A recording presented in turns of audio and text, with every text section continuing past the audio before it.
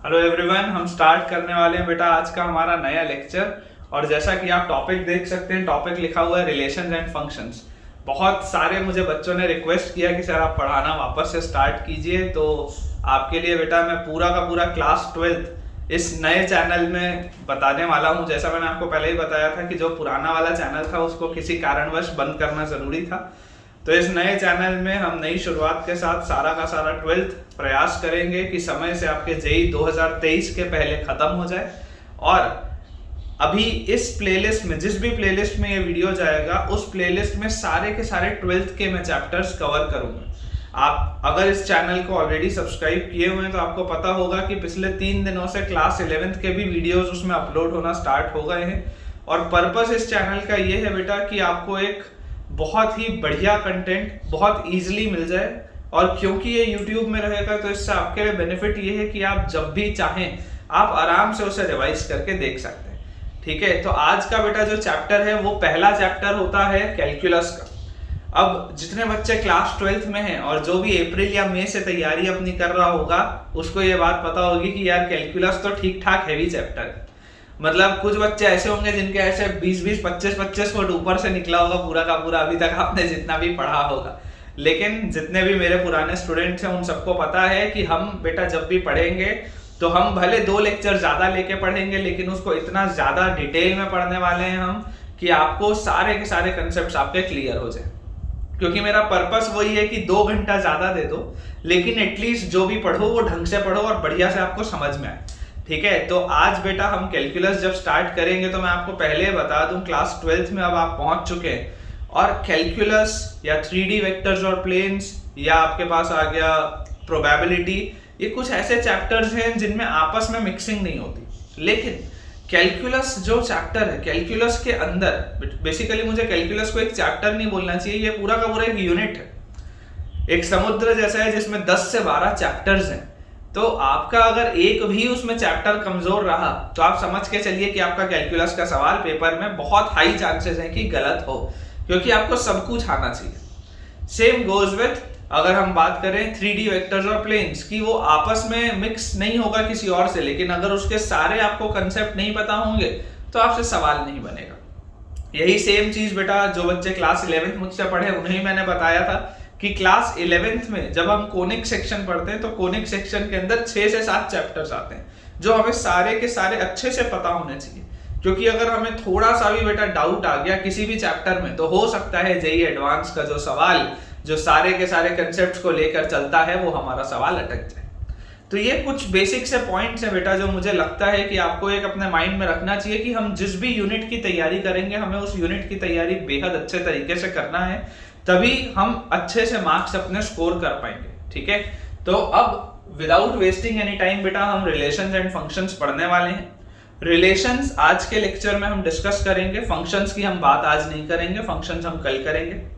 Relations में आपको ये बात पता होनी चाहिए कि रिलेशंस काफी हद तक बेटा एक थ्योरेटिकल टॉपिक है। ठीक है, एक थ्योरेटिकल टॉपिक है, तो मैं आपके लिए कुछ डेफिनेशंस भी लिखता जाऊंगा और डेफिनेशंस के बाद मैं आपको वो एक्सप्लेन भी करता जाऊंगा। हम एम्फेसिस ज्यादा इस बात पे देंगे कि आपका डेफिनेशन वाला पोर्शन क्लियर हो, क्योंकि सवाल वहीं से बनेगा। ठीक है, तो without wasting any time let us look at the definition of relations.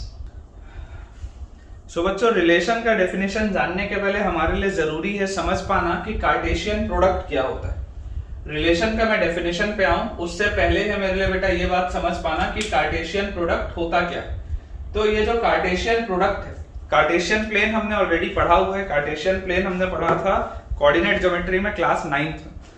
Cartesian product बहुत सिंपल सी बात है। ठीक है, मैं लिख देता हूं यहाँ पे क्या लिखा हुआ है, let A and B be any two non empty sets. आपने क्लास 11th में सेट थ्योरी पढ़ी है, अगर नहीं पढ़ी तो आप वो भी कमेंट में बता सकते हैं तो मैं पढ़ा दूंगा।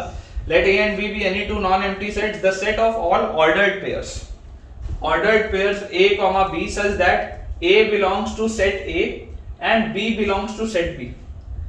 इस तरीके का ऑर्डर्ड पेयर है a, b, जहां पर a जो है वो सेट A से आ रहा है और b जो है वो सेट B से आ रहा है। Is called as Cartesian product of sets A and B and it is denoted by A cross B।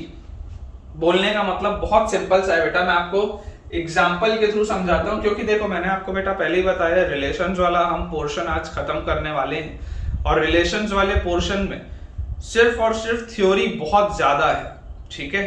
तो थ्योरेटिकल कंसेप्ट अगर मैं आपको सिर्फ लिख लिख के बोलूंगा तो आपको हो सकता है बाय डेफिनेशन उतने अच्छे से समझ में ना आए, लेकिन अगर मान लीजिए मैं उसको आपको एग्जाम्पल्स के थ्रू बताते जाऊंगा तो आपके लिए हो सकता है थोड़ा सा समझना आसान पड़े। तो अगर हम एग्जाम्पल लेके देखें कि मान लीजिए मेरे पास ये एक सेट ए है और मेरे पास ये एक दूसरा सेट बी है, ठीक है। और इस सेट ए में मैं मान लेता हूं मेरे पास 3 एलिमेंट्स हैं 1, 2 और 3, और ये सेट बी में बेटा मेरे पास 3 एलिमेंट्स हैं P, Q एंड R। ये 3 एलिमेंट्स है मेरे पास सेट ए में भी और सेट बी में भी। ये जो कार्टेशियन प्रोडक्ट है A क्रॉस B, इस कार्टेशियन प्रोडक्ट में कितने एलिमेंट्स होंगे? अगर मैं सबसे पहली बात ये पूछूं कि इसमें कितने नंबर ऑफ एलिमेंट्स होंगे या इसमें कितने ऑर्डर्ड पेयर्स बनेंगे, तो उसका जवाब बहुत सिंपल सा होगा कि भैया 3 एलिमेंट पहले वाले में है, 3 एलिमेंट दूसरे वाले में है, मैं मल्टीप्लाई करूंगा तो टोटल 9 मेरे पास ऑर्डर्ड पेयर्स या 9 सेट्स या 9 एलिमेंट्स मेरे पास उसमें होने चाहिए। किस सेंस में मैं ये बोल रहा हूँ? मेरा ये बोलने के पीछे का बेटा जो मकसद है, जो भाव है, वो ये है कि ये जो 1 है, अगर मैं इस 1 को देखूं तो ये 1 का ऑर्डर्ड पेयर बन सकता है P के साथ, ये 1 का ऑर्डर्ड पेयर बन सकता है Q के साथ, और इस 1 का ही ऑर्डर्ड पेयर बन सकता है R के भी साथ, ठीक है। तो मेरे पास मिल गया 1 के साथ P, 1 के साथ Q और 1 के साथ R। सिमिलरली अगर मैं इस 2 को देखूं तो 2 का ऑर्डर्ड पेयर बन सकता है P के साथ, Q के साथ और R के साथ। फिलहाल मैं सिर्फ रिलेशंस की बात कर रहा हूं, फंक्शंस का मैं डेफिनेशन अभी तक बोला नहीं हूं, तो आप इसे फंक्शन से कंफ्यूज नहीं करेंगे, ठीक है। मैं अभी सिंपल से एक रिलेशन की बात कर रहा हूं, और मैं सिंपल से अभी तो मैं रिलेशन पे भी नहीं आया हूं, अभी मैं सिर्फ कार्टेशियन प्रोडक्ट की बात कर रहा हूं कि कितने ऑर्डर्ड पेयर्स मेरे पास बनेंगे। तो अगर हम 2 की बात करें तो 2 भी आ जाएगा P के साथ, Q के साथ और R के साथ, एंड सेम गोज विद 3 भी आ जाएगा मेरे पास P के साथ, Q के साथ एंड R के साथ। बोलने के पीछे का बेटा लॉजिक सिर्फ इतना सा है कि मेरे पास जितने भी एलिमेंट्स होंगे वो एक एक करके जब मैप होते जाएंगे सामने वाले सेट के साथ तो मेरे पास अलग अलग ऑर्डर्ड पेयर बनते जाएंगे। तो अब अगर मैं डेफिनेशन आपके लिए दोबारा पढ़ूं कि let A and B B any 2 sets या any 2 non empty sets. Non empty sets बोलने का मतलब है कि वो नल सेट नहीं होना चाहिए, उस सेट के अंदर कुछ ना कुछ एलिमेंट, कोई ना कोई एलिमेंट तो मौजूद होना चाहिए। तो non empty sets, the set of all ordered pairs, all ordered pairs A, B। Ordered pair जब हम बोलते हैं तो हमें ये बात फिक्स होती है कि पहले A है फिर B। Ordered pairs A, B such that A belongs to set A। ये जो सेट A था, इस सेट A से कौन से एलिमेंट आए? A आए। A वाले एलिमेंट कौन से हैं? 1, 2 और 3 हैं। And B belongs to set B। Set B से कौन से वाले एलिमेंट आए? B वाले एलिमेंट आए। B वाले एलिमेंट कौन से हैं बेटा? P, Q एंड R, ठीक है। is called the Cartesian product of set A and B and it is denoted by A cross B, ठीक है। तो ये तो बेटा डेफिनेशन था, बहुत आसान सा है, मुझे आपको लगता है कि समझ में आ रहा होगा। तो बच्चों आपके सामने रिलेशन का डेफिनेशन मैंने लिख दिया है।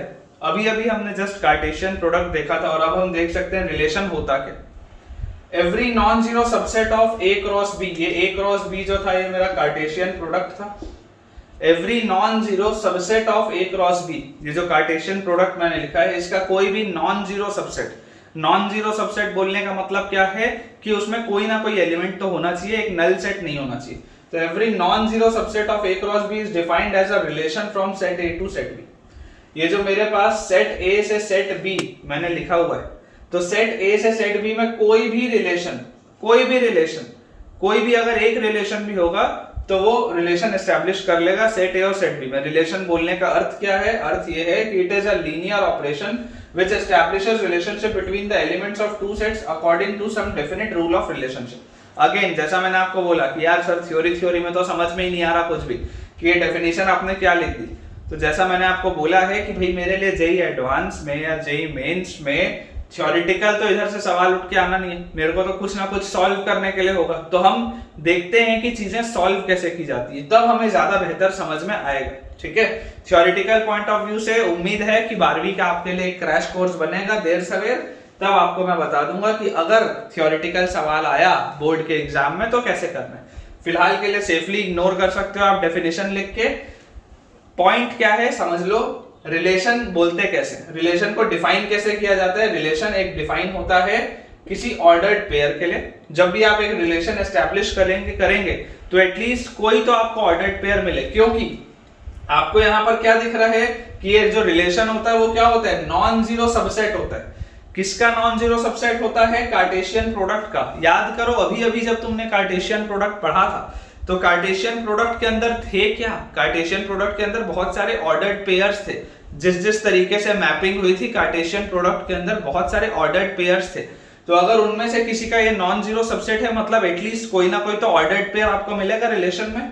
तो रिलेशन किसके लिए है, एक ऑर्डर्ड पेयर के लिए। किस तरीके से, सच दैट ये जो ऑर्डर्ड पेयर है ये it belongs to this Cartesian product, ये इसका सबसेट होगा, इसके अंदर ही से मिलेगा।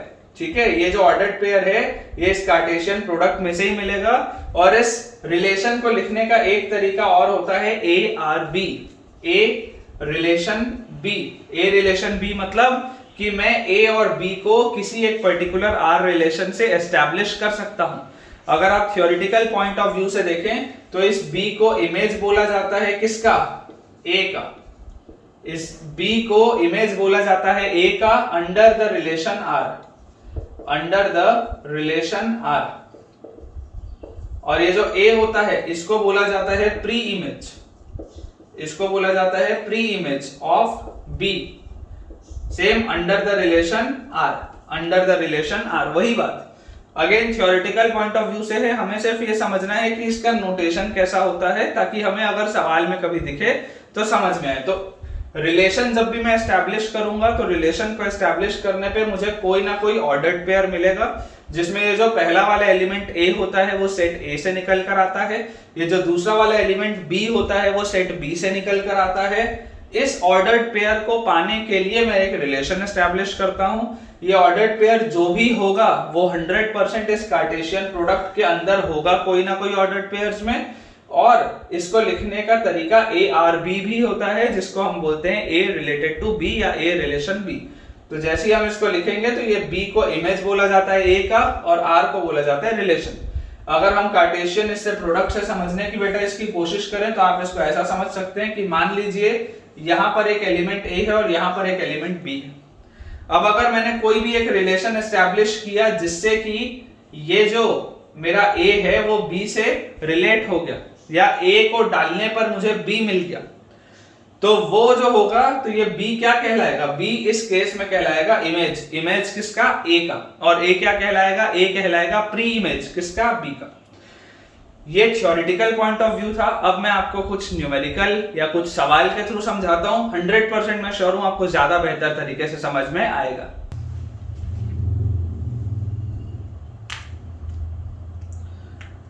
तो बच्चों देखो, पहला सवाल आपके सामने लिखा हुआ है। मेरे पास एक पहला सेट है ए। सेट ए के अंदर मुझे कितने एलिमेंट दिख रहे हैं, 3 एलिमेंट दिख रहे हैं, नॉन एम्प्टी सेट है।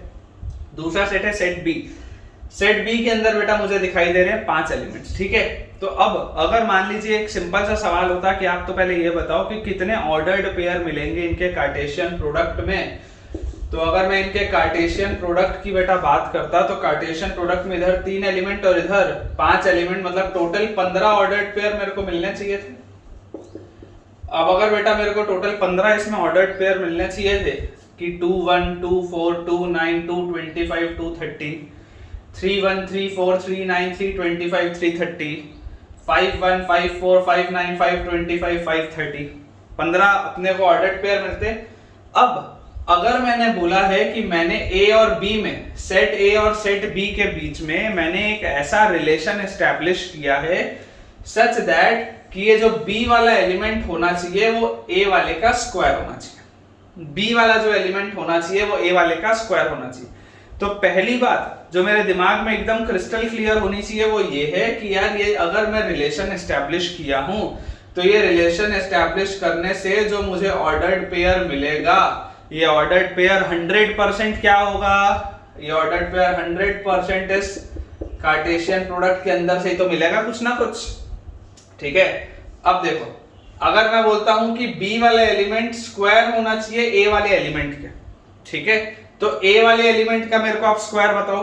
ए वाला एलिमेंट क्या है, 2 है, 2 का स्क्वायर क्या होता है, 4 होता है। क्या 4 इसमें दिख रहा है, क्या दिखाई दे रहा है? मतलब पहला ऑर्डर्ड पेयर जो मुझे मिलना चाहिए वो क्या मिलना चाहिए, 2, 4, क्योंकि बी वाला एलिमेंट ए वाले एलिमेंट का स्क्वायर है। दूसरा मेरे को क्या मिलना चाहिए बोलो, 3 है, 3 का स्क्वायर 9 होता है, देखो लिखा हुआ है, मतलब 3,9 मेरे को मिलना चाहिए, इसमें भी कोई डाउट नहीं है। तीसरा 5 है, 5 का स्क्वायर 25 होता है, 5,25 भी मिलना चाहिए।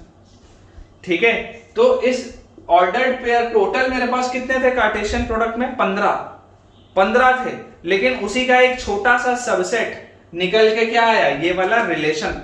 क्योंकि रिलेशन को मैंने डिफाइन कैसे किया, it is a non empty subset. Relation को बेटा मैंने डिफाइन किया है कि वो एक नॉन एम्प्टी सबसेट है, किसका, it is a non empty subset of this Cartesian product A cross B।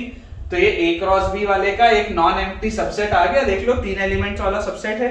तो ठीक है, इसका मेरे पास आंसर क्या आ जाएगा, ये 3 एलिमेंट्स मेरे पास आंसर आएंगे। तो बच्चों जैसा आप अगले वाले सवाल में देख सकते हैं, अगले वाले सवाल में आपके पास क्या लिखा हुआ है कि मेरे पास सेट ए में मेरे पास 4 सिटीज के नाम लिखे हुए हैं, जयपुर, पटना, कानपुर और लखनऊ। ठीक है, और सेट बी में मेरे पास 3 स्टेट्स के नाम लिखे हुए हैं, राजस्थान, उत्तर प्रदेश एंड बिहार। अब आपको बोला जा रहा है कि अगर मान लीजिए सिंपल सा सवाल होता कि कितने ऑर्डर्ड पेयर होंगे, तो ऑर्डर्ड पेयर तो मेरे को समझ में आ रहा है कि पहले वाले में 4 एलिमेंट, दूसरे वाले में 3 एलिमेंट, तो कार्टेशियन प्रोडक्ट के हिसाब से 12 एलिमेंट्स या 12 ऑर्डर्ड पेयर तो मुझे मिलने चाहिए, 12 ऑर्डर्ड पेयर्स तो मुझे मिलने चाहिए। अब ये जो रिलेशन मैंने डिफाइन किया है, ये रिलेशन 100% इसी का तो सबसेट होगा, मतलब कि इसमें जो भी आंसर मिलेगा इन 12 ऑर्डर्ड पेयर्स में से ही तो कोई ना कोई निकल कर आएगा। तो अगर हम यहां से देखें तो मेरे पास रिलेशन क्या एस्टैब्लिश्ड है, रिलेशन है A is the capital of B, A is the capital of B, मतलब कि मुझे देखना है कि इनमें से कौन कौन सी सिटीज, कौन कौन से स्टेट्स के कैपिटल हैं, वही मेरा आंसर होना चाहिए। तो अगर हम देखने की कोशिश करें तो देखिए जयपुर किसका कैपिटल होता है, जयपुर राजस्थान का कैपिटल है, तो जयपुर और राजस्थान अपने एक साथ ऑर्डर्ड पेयर बना लिए, क्योंकि राजस्थान स्टेट है उसका कैपिटल आ जाएगा जयपुर। अगर हम पटना की बात करें तो पटना किसका कैपिटल है, बिहार का, तो अगला एलिमेंट मेरे पास क्या आ जाएगा, पटना कॉमा बिहार। और लास्टली अगर मैं देखूं कानपुर और लखनऊ, तो कानपुर कैपिटल नहीं होता, लेकिन लखनऊ किसका कैपिटल है, यूपी का कैपिटल है, तो लखनऊ और यूपी। तो मेरे पास टोटल नंबर ऑफ एलिमेंट्स कितने थे, total number of ordered pairs कितने थे, 12 थे, लेकिन मेरे आंसर में कितना निकल के आया, इस रिलेशन के अंदर केवल 3 निकल के आया, तो ये मेरा आंसर है। अगला सवाल बेटा हमारे सामने लिखा हुआ है कि अगर मैं सेट ए में मान लो 3 एलिमेंट्स ले लूं 1, 4 और 5, ठीक है, और अगर हम सेट बी में 3 एलिमेंट्स अगेन ले ले 1, 2 और 7, तो इस वाले केस में अगर मैं बोलता हूं कि ए और बी को मैंने कुछ इस तरीके से रिलेट किया है कि पहला एलिमेंट छोटा होना चाहिए second element, first element should be smaller than या lesser than the second element. ठीक है, तो अब आप इसमें देखो बेटा, अगेन मैं आपको बोलूंगा कि अगर मैं ए क्रॉस बी करता तो मेरे पास कितने ऑर्डर्ड पेयर्स आते, 3 और 3 9 ऑर्डर्ड पेयर्स मेरे पास निकल के आते, इसके कार्टेशियन प्रोडक्ट में 9 ऑर्डर्ड पेयर्स निकल के आते। अब मुझे रिलेशन अगर मैंने डिफाइन किया है तो अगेन मैं बोलूंगा रिलेशन इसी का सबसेट होगा, मतलब इन 9 ऑर्डर्ड पेयर्स में से ही कोई ना कोई आंसर मेरा रिलेशन में निकल कर आएगा। तो यहां से अगर बेटा हम देखें इस बात को, तो आप देखिए पहला एलिमेंट छोटा होना चाहिए दूसरे एलिमेंट से, पहला एलिमेंट छोटा होना चाहिए दूसरे एलिमेंट से। अगर मैं पहले वाले एलिमेंट से अगर आपको बोलूं कि आप पहले वाले एलिमेंट में देखो आपके पास है 1, 4 और 5, और दूसरे वाले एलिमेंट में आपके पास है 1, 2 और 7। अब आप सोच के बताओ, अगर मुझे रिलेशन एस्टैब्लिश करना है, अगर मुझे सेट ए और सेट बी के बीच में एक रिलेशन एस्टैब्लिश करना है जिससे कि ये वाला एलिमेंट इससे छोटा हो, तो क्या इस 1 की मैपिंग इस 1 से हो सकती है क्या? नहीं हो सकती। क्यों? क्योंकि ये दोनों तो बराबर हो जाएंगे। लेकिन हाँ, 1 की मैपिंग 2 से और 1 की मैपिंग 7 से यहां पर हो सकती है, 1 की मैपिंग 2 से और 1 की मैपिंग 7 से यहां पर हो सकती है। क्यों? क्योंकि 1 2 से भी छोटा है और 1 7 से भी छोटा है, और मुझे चाहिए भी वही था कि पहला वाला एलिमेंट छोटा हो और दूसरा वाला एलिमेंट बड़ा हो, लिखा हुआ है। अच्छा, अगर मैं 4 लूंगा तो क्या 4 की मैपिंग 1 से हो सकती है क्या? नहीं हो सकती, क्योंकि 4 बड़ा है, मुझे इधर वाला नंबर बड़ा चाहिए। 4 2 से भी नहीं हो सकता, लेकिन हाँ 4 7 से हो सकता है मैप। सिमिलरली 5 1 और 2 से नहीं हो सकता, 5 7 से हो सकता है मैप। तो मेरे पास ये जो बेटा मैंने 4 आपके लिए ऑर्डर्ड पेयर्स लिखे, ये जो मैंने आपके लिए 4 ऑर्डर्ड पेयर्स लिखी, ये चारों ऑर्डर्ड पेयर्स इसी का सबसेट है और इस सवाल का ये हमारा आंसर है। तो बच्चों आपके लिए मैंने बहुत सारे डेफिनेशन लिख दिए क्योंकि मुझे ऐसा लग रहा था कि अगर मैं रिकॉर्ड करते करते लिखते जाऊंगा तो टाइम ज्यादा वेस्ट होगा। तो खैर अब हम थोड़ा सा थ्योरेटिकल पर्सपेक्टिव अगर हम और समझें तो पहला हमारे पास पॉइंट है डोमेन का, डोमेन ऑफ अ रिलेशन। आपको एक बात बेटा ध्यान रखनी है कि इस वक्त आज के पूरे लेक्चर में मैं सारी की सारी चर्चा केवल रिलेशन की कर रहा हूं। मैंने अभी तक फंक्शन की कोई बात नहीं की है, क्योंकि रिलेशन में और फंक्शन में कुछ अंतर होते हैं। ठीक है, तो अगर आप अपने फंक्शन वाले नॉलेज को इधर रिलेशन में डालने की कोशिश करेंगे तो हो सकता है आपको कंफ्यूजन। ठीक है ना, मैं आपको फिर से साफ बता दूं, अभी मैं केवल रिलेशन की बात कर रहा हूं, अभी मैंने फंक्शंस की शुरुआत नहीं की है। फंक्शंस की शुरुआत अगले लेक्चर में होगी। ठीक है, अभी हम सिर्फ रिलेशन पढ़ रहे हैं। तो रिलेशन, अगर हम रिलेशन का डोमेन देखें तो डोमेन क्या होता है? डोमेन होता है वो सारी वैल्यूज जो पहले वाले सेट में होती हैं, the set of all first elements of the ordered pairs in a relation R from a set A to a set B। मतलब कि अगर मान लीजिए बच्चों मेरे पास ये दो सेट हैं और ये दो सेट में एक एलिमेंट इधर से मैंने मैच कर दिया, एक इधर से कर दिया, एक इधर से कर दिया, तो ये जो एलिमेंट्स को मैंने मैच किया है, ये जो एलिमेंट्स को बेटा मैंने मैच किया है जो इस पहले वाले सेट में थे, उन्हें कहा जाता है क्या? उन्हें कहा जाता है डोमेन। उन्हें कहा जाता है इस रिलेशन का डोमेन। या हम जो ऑर्डर्ड पेयर्स लिख रहे थे, इन ऑर्डर्ड पेयर्स के अंदर ये जो पहले वाले एलिमेंट थे ना, ये जो पहले वाले एलिमेंट्स थे इन ऑर्डर्ड पेयर के अंदर, उन्हें कहा जाता है डोमेन। ठीक है, the set of all first elements, पहले वाले एलिमेंट्स का set of the ordered pairs in a relation R from a set A to set B। Set A से सेट B के इस रिलेशन में जो पहले वाले सेट के एलिमेंट्स हैं, पहले वाले एलिमेंट्स इन ऑर्डर्ड पेयर के, उन्हें कहा जाता है डोमेन। ठीक है, domain of a relation is either equal to or a subset of the set of first elements. मतलब कि ऐसा जरूरी नहीं है रिलेशन में, फंक्शन नहीं बोल रहा हूं, रिलेशन में ऐसा जरूरी नहीं है कि पहले वाले सेट के सारे एलिमेंट्स की मैपिंग हो जाए। फंक्शन में होना जरूरी है, रिलेशन में ये जरूरी नहीं है। तो अगर मान लीजिए आपके पास पहले वाले सेट में ये दो एलिमेंट खाली भी रह गए कि उसकी मैंने मैचिंग नहीं की है सामने, तब भी ये एक रिलेशन है, फंक्शन नहीं है पर रिलेशन है। तो अगर इस रिलेशन की मैं आपसे बात करूं तो देखिए क्या लिखा है, domain of a relation is either equal to or a subset of the set of first elements.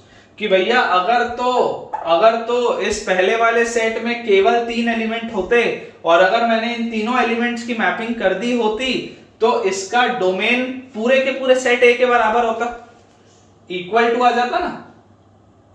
जाता पूरे के पूरे सेट ऑफ फर्स्ट एलिमेंट्स के। लेकिन अगर मान लीजिए कोई खाली पॉइंट्स रह भी गए तब भी ये 3 पॉइंट्स जो होंगे वो इस पूरे सेट A का सबसेट तो हो गई, तो या तो बराबर होगा या सबसेट होगा। देखो, domain of a relation is either equal to or a subset of the set of first elements. पहले वाले एलिमेंट्स का जो सेट बना है उसका या तो सबसेट होगा या तो पूरा का पूरा उसके बराबर होगा। ये बात हो गई रिलेशन में डोमेन की। अब अगर हम बात करें रेंज और कोडोमेन की, अगेन फॉर अ रिलेशन, अगर हम बात करें रेंज और कोडोमेन की, the set of all second elements in a relation R from set A to set B। ये जो सेकंड एलिमेंट अब होते हैं, ये वाले जो सेकंड एलिमेंट होते हैं इन ऑर्डर्ड पेयर्स में, ये जो सेकंड एलिमेंट होते हैं उन्हें कहा जाता है रेंज। ये जो सेकंड एलिमेंट होते हैं, ये वाले जो सेकंड एलिमेंट होते हैं इन्हें कहा जाता है रेंज। तो the set of all second elements in a relation R from set A to set B, उसे मैं बोलूंगा range. The whole set B is called the codomain of relation R। ये जो पूरा का पूरा सेट B है, इसमें जितने भी मौजूद एलिमेंट्स होंगे उन सबको कोडोमेन कहा जाएगा। इसमें जितने भी एलिमेंट्स मौजूद होंगे उन सबको कोडोमेन कहा जाएगा। ऐसा हो सकता है कि इसमें 3 ही एलिमेंट हैं तो इसके कोडोमेन में 3 एलिमेंट्स होंगे।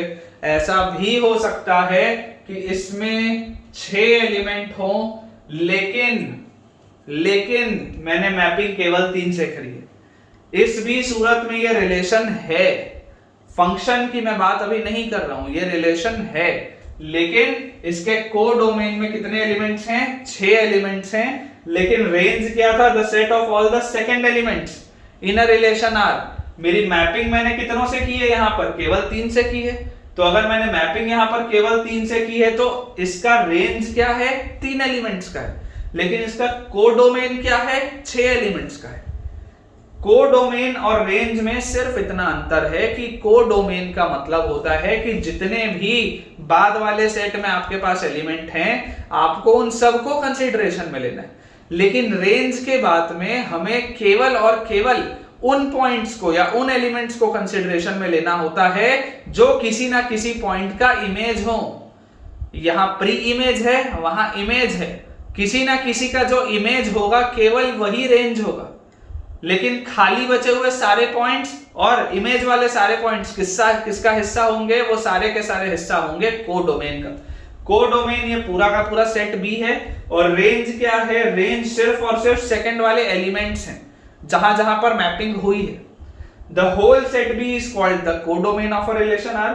Range of relation R is either equal to or a subset of the set of second elements. यही मैं आपको अभी एक्सप्लेन कर रहा था कि ये जो रेंज आया है 3 एलिमेंट्स का, वो सबसेट भी हो सकता है पूरे के पूरे कोडोमेन का या सेट बी का, या वो इक्वल भी उसके हो सकता है। अगर मान लो ये 3 एलिमेंट्स मेरे पास नहीं होते तो इस सिचुएशन में कोडोमेन और रेंज बराबर हो जाता। लेकिन क्योंकि इस वक्त मेरे पास ये 3 एलिमेंट्स मौजूद हैं, इस वजह से रेंज जो है वो कोडोमेन का क्या है? सबसेट है। तो रेंज कोडोमेन का सबसेट भी हो सकता है या पूरा का पूरा इक्वालिटी के साथ उसके बराबर भी हो सकता है।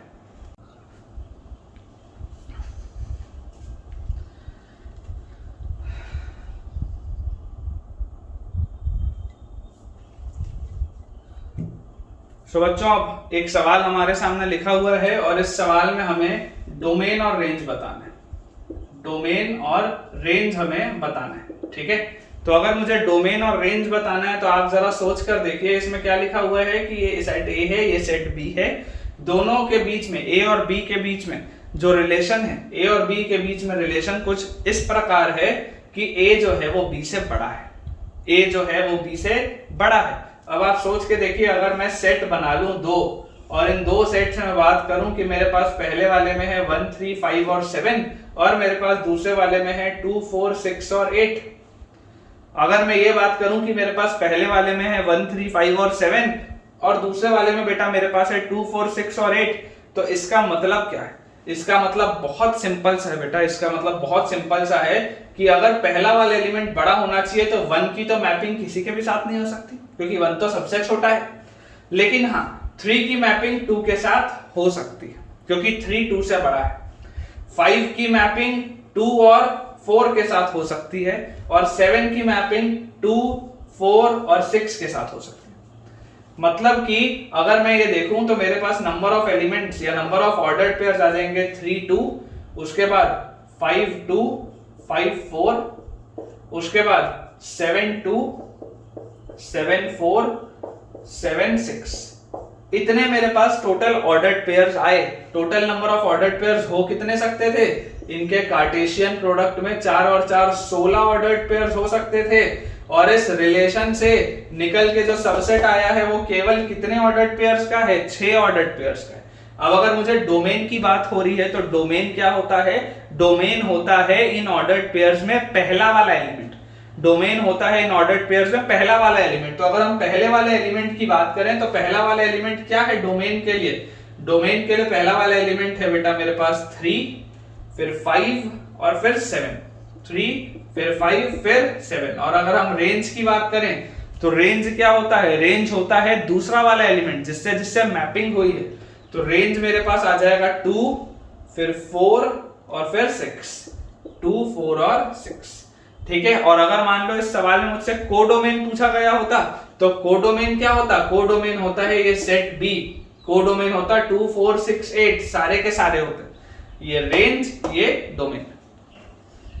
तो बच्चों आज के लेक्चर का हम ये लास्ट टॉपिक रखेंगे, क्योंकि आज हमारा इंट्रोडक्टरी लेक्चर था कैलकुलस का या रिलेशंस एंड फंक्शंस का। तो आज का लेक्चर जरूरी था सिर्फ एक मोमेंटम सेटअप करने के लिए। नेक्स्ट लेक्चर जो हमारा आएगा, आज का लेक्चर मैं मानता हूँ छोटा है, लेकिन हमारा जो नेक्स्ट लेक्चर आएगा वो थोड़ा सा लंबा लेक्चर होगा। उसमें हम पूरा का पूरा रिलेशंस खत्म कर देंगे, जिसके के अंदर identity relation, inverse relation, reflexive, symmetric, transitive, equivalence, सारे रिलेशंस जितने जितने तरीके के होते हैं और उनके जो जो सवाल होते हैं सब कुछ मैं करा के आपको वो खत्म कर दूंगा, सो दैट कि हम प्रॉपरली फंक्शंस अपना थर्ड लेक्चर से स्टार्ट कर पाए। So before ending today's lecture जो हमारा एक काम का चीज है वो ये है कि टोटल नंबर ऑफ रिलेशंस होते कितने हैं। अगर मान लीजिए मेरे पास दो सेट है, मान लीजिए बेटा मेरे पास दो सेट है ए और बी, ये मेरा सेट ए है, ये मेरा सेट बी है, इसके अंदर मान लेता हूं m एलिमेंट्स है, इसके अंदर मान लेता हूं मैं n नंबर ऑफ एलिमेंट्स है। तो अगर a और b ये दो सेट हैं, पहले वाले सेट में m एलिमेंट्स हैं, दूसरे वाले सेट में n एलिमेंट्स हैं, तो मुझे एक बात तो ये बात बिल्कुल समझ में आती है कि इनका जो कार्टेशियन प्रोडक्ट होगा उसमें टोटल नंबर ऑफ एलिमेंट्स कितने होंगे, mn। Total number of elements बोलूं या total number of ordered pairs बोलूं तो वो mn ऑर्डर्ड पेयर्स होंगे टोटल, इतनी उनकी संख्या होगी। और इसमें जो सबसे ध्यान देने वाली बेटा बात है, इसमें सबसे ज्यादा ध्यान देने वाली बात क्या है, इसमें सबसे ज्यादा बेटा हमारे लिए ध्यान देने वाली बात यह है कि इन mn ऑर्डर्ड पेयर्स का ही तो कोई सबसेट रिलेशन में बनेगा। ये जो रिलेशन हम R डिफाइन करते हैं दोनों के बीच में, ये रिलेशन R जो होता है उसमें जो आंसर निकल के आता है, जितने ऑर्डर्ड पेयर्स निकल के आते हैं वो इन्हीं का तो कोई ना कोई सबसेट होता है। तो अगर वो इन्हीं का बेटा कोई ना कोई सबसेट होता है तो हमारे लिए जो समझने वाली बात है वो ये है कि मुझे, और मैंने आपको ये भी बताया कि मैंने रिलेशन R को कैसे डिफाइन किया है कि कम से कम एक तो होना चाहिए, नॉन जीरो नहीं, मतलब नॉन जीरो होना चाहिए। ऐसा नहीं होना चाहिए कि वो पूरा का पूरा नल सेट पड़ा हुआ है, कम से कम कोई एक तो होना चाहिए, ठीक है ना। It must be a non zero subset. तो अगर नॉन जीरो सबसेट होना चाहिए तो मेरे पास संभावनाएं क्या हैं कि इतने सारे ऑर्डर्ड पेयर्स में से हो सकता है मैं कोई एक ऑर्डर्ड पेयर उठाऊं। देखो आप 11वीं पढ़ के आए, आप 11वीं पढ़ के आए हो तो आपको कॉम्बिनेशन समझ में आना चाहिए, परम्यूटेशन कॉम्बिनेशन का, और थोड़ा सा बाइनोमियल भी आना चाहिए, तभी ये चीज समझ में आएगी। ना आता हो तो भी कमेंट करके बताइएगा कि सर पढ़ा दो दोबारा से, तो आपको मैं अगले लेक्चर में वो थोड़ा सा कंसेप्ट बता दूंगा।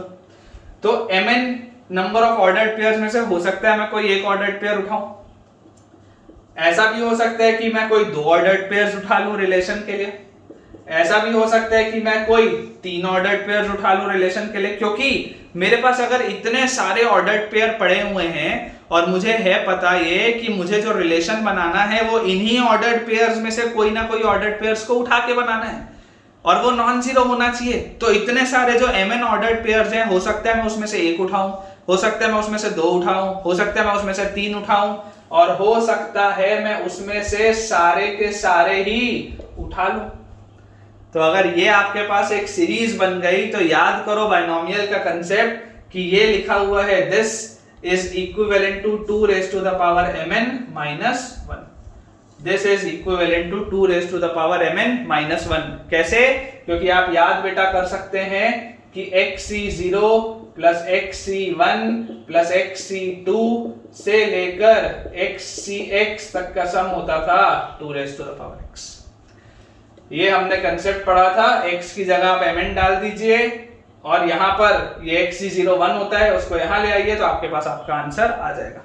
तो आई होप बच्चों आपको आज का लेक्चर ठीक से समझ में आया होगा। आज का लेक्चर इंट्रोडक्टरी था, मोमेंटम सेटअप करना जरूरी था, इसलिए आज का लेक्चर छोटा है। जो सेकंड लेक्चर हमारा आने वाला है उसमें हम रिलेशंस कंप्लीट करेंगे पूरा, चाहे उसमें जितना भी समय लगे, और जो थर्ड लेक्चर होगा वहां से हम फंक्शन स्टार्ट करेंगे। अगर आपको आज का लेक्चर पसंद आया है तो मुझे जरूर आप कमेंट से बताइएगा, और जिसे जिसे भी प्रैक्टिस क्वेश्चंस के लिए और ज्यादा कंटेंट चाहिए, आप सबके लिए मैं बता दूं कि मैं बहुत ही जल्द आपके लिए एक टेलीग्राम का चैनल लॉन्च करूंगा, और उस चैनल में मैं आपके लिए सारे के सारे कंटेंट को पोस्ट भी किया करूंगा, सो दैट कि आपकी पढ़ाई और बेहतर हो पाए। तब तक के लिए टेक केयर, गुड बाय।